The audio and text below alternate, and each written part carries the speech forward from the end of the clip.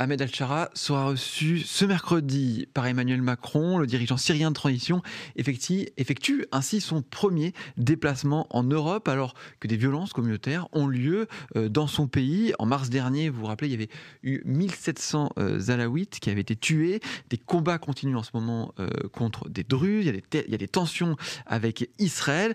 C'est dans ce contexte-là qu'Emmanuel Macron va recevoir Ahmed Al-Shara à l'Élysée. Alors, est-ce une bonne idée? C'est la question qu'on vous pose aujourd'hui sur le site du Figaro. Et pour y répondre, pour y voir plus clair, je suis avec Georges Malbruno. Bonjour Georges. Bonjour. Merci d'être avec nous aujourd'hui, grand reporter au Figaro, spécialiste du Moyen-Orient. Cette visite d'Ahmed Al-Shara demain, c'est un événement? Oui, parce que c'est la première fois qu'Ahmed Al-Shara effectue une visite en Europe, depuis qu'il a renversé Bachar el-Assad le 8 décembre dernier. Donc c'est important, c'est une visite importante, dans un pays qui représente pour la Syrie aussi un enjeu particulier, parce que la France a été la puissance mandataire en Syrie au siècle dernier. Et donc, voilà, les proches d'Ahmed Al-Shara que j'ai interrogés sont tout à fait satisfaits. Vous savez qu'il avait été officiellement invité en février par Emmanuel Macron. Oui, lors de cette conférence. Voilà, qui n'avait pas à l'époque donné de date.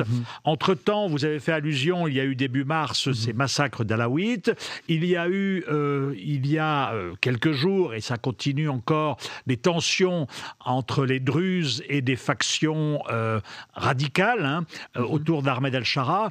Et donc, cette visite tombe à un moment un petit peu délicat, je dirais, à la fois pour Shara et surtout pour Emmanuel Macron, parce que effectivement ces tensions répétées à la fois vis-à-vis des Alaouites, vis-à-vis des Druzes, donc vis-à-vis de deux importantes minorités qui composent la mosaïque syrienne, montrent qu'en fait Ahmed Al-Shara est un dirigeant qui ne contrôle pas ces éléments les plus radicaux. Et c'est bien ça son problème. Donc il doit se trouver de nouveaux alliés qui pourraient être justement ces minorités, Druzes, Alaouites, Kurdes. Mais les Druzes et les Alaouites sont dans une posture d'opposition jusqu'à aujourd'hui. Donc il est dans une position difficile.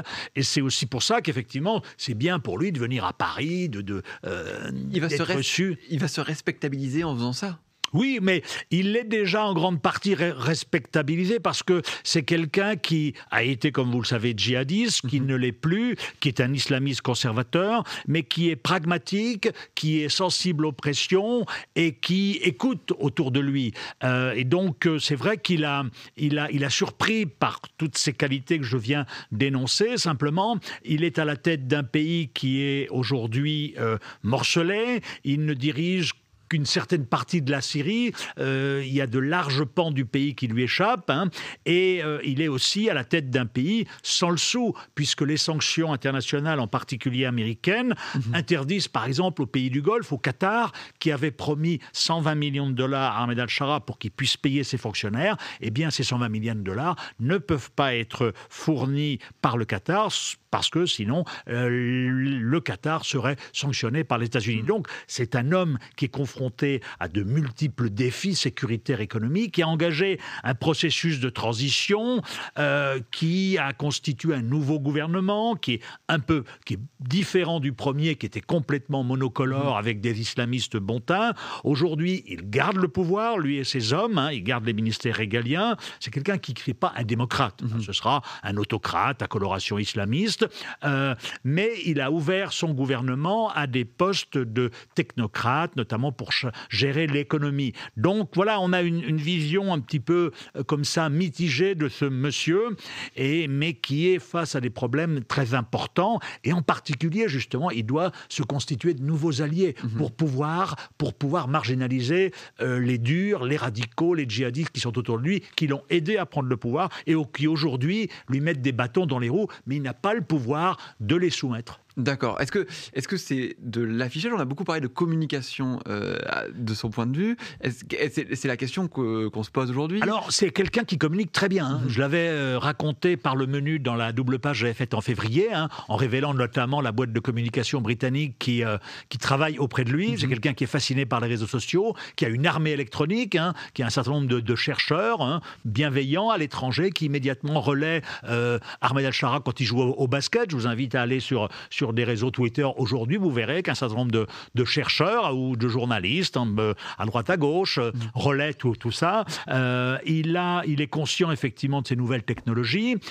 C'est quelqu'un qui effectivement a multiplié les discours très agréables à entendre auprès de ses interlocuteurs, mais qui, enfin encore, son problème, c'est qu'il est incapable de tordre le bras j'allais dire, à tous les salopards, à tous les djihadistes, les islamistes radicaux qui autour de lui aujourd'hui, eh bien, le gênent, l'embarrassent et lui disent tu ne dois pas aller trop loin dans le sens d'une ouverture. Et donc il est comme ça un petit peu prisonnier de ces radicaux et il est aussi soumis aux pressions de l'étranger qui lui disent il faut que justement ouvrir. Il faut plus s'ouvrir. Justement, vous parliez des États-Unis, c'est eux qui détiennent en fait la clé de voûte en levant les sanctions ? En partie sur la levée des sanctions. L'Amérique de Donald Trump est assez réticente à l'égard d'Ahmed al-Shara, même plus qu'assez réticente. Elle maintient des sanctions sévères.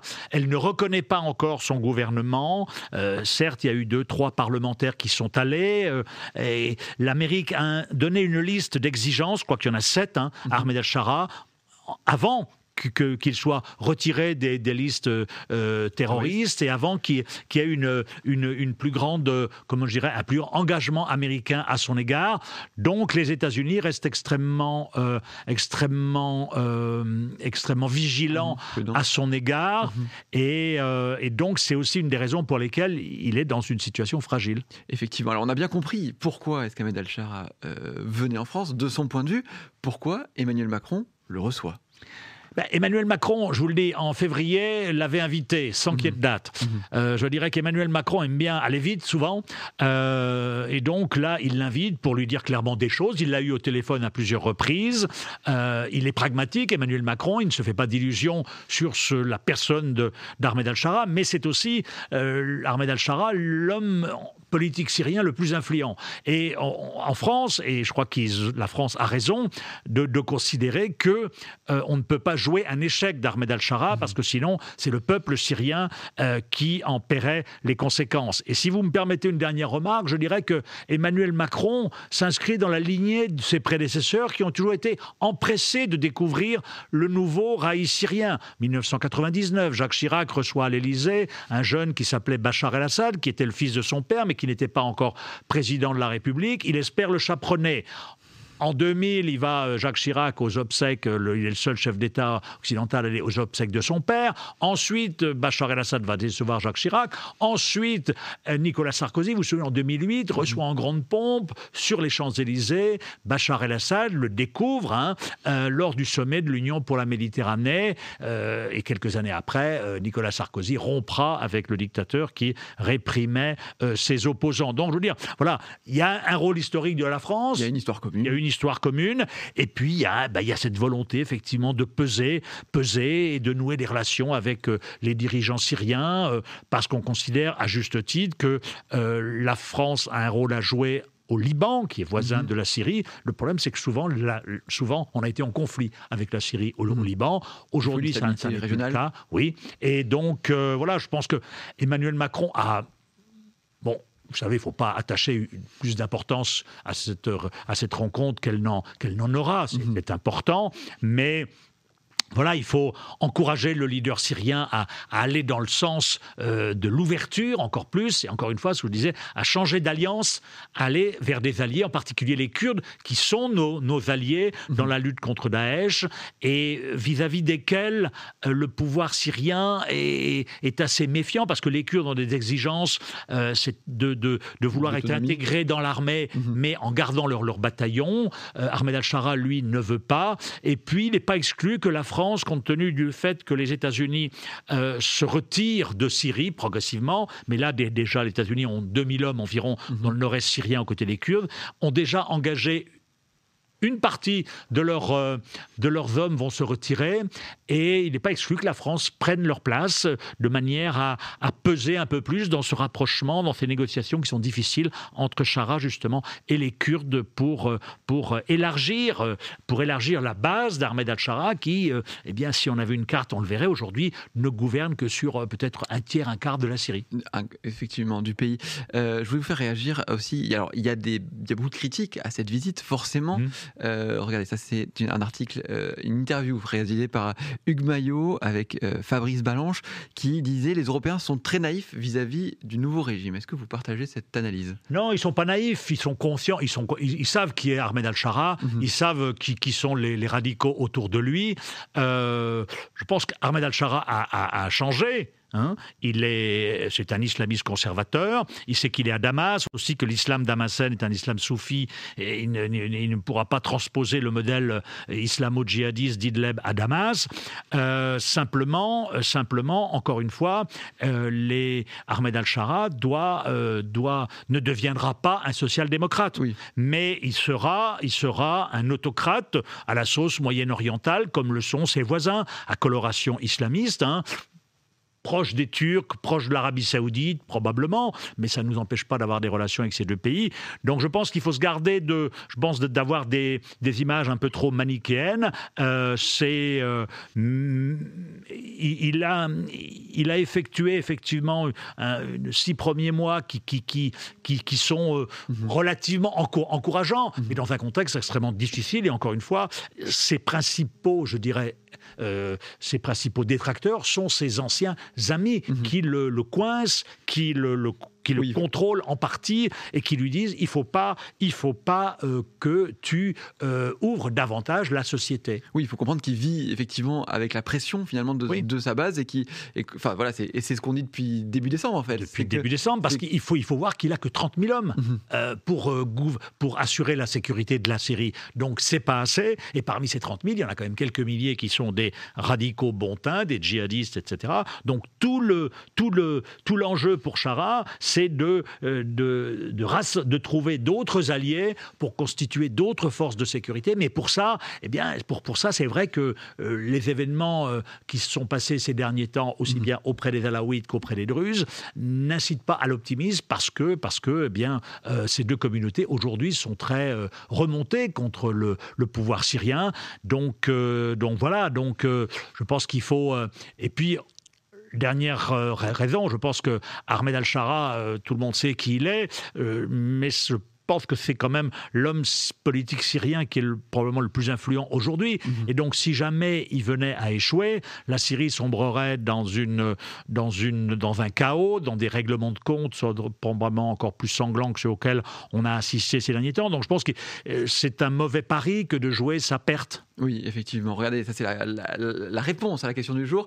Moins de 25% des gens, moins d'un quart des gens trouvent qu'Emmanuel Macron a raison de recevoir Ahmed al-Chara à l'Élysée. Vous le disiez aussi, le scénario qui a à craindre si on parie contre lui, c'est un scénario finalement à la Libye, c'est-à-dire... Oui, c'est un scénario à la libyenne ou à l'irakienne, c'est-à-dire un pays qui sombre dans la guerre civile, morcelé. Et lui, parce qu'il a été en prison en Irak, parce qu'il a été djihadiste en Irak, il a vu en 2003, 2004, 2005, il a vu justement un Irak qui était morcelé, cassé par le nouveau pouvoir américain, le nouveau pouvoir irakien. Lui, il veut un État syrien qui reste centralisé. Alors évidemment, les Kurdes ne sont pas contents, les Druzes ne sont pas contents, les Alaouites non plus.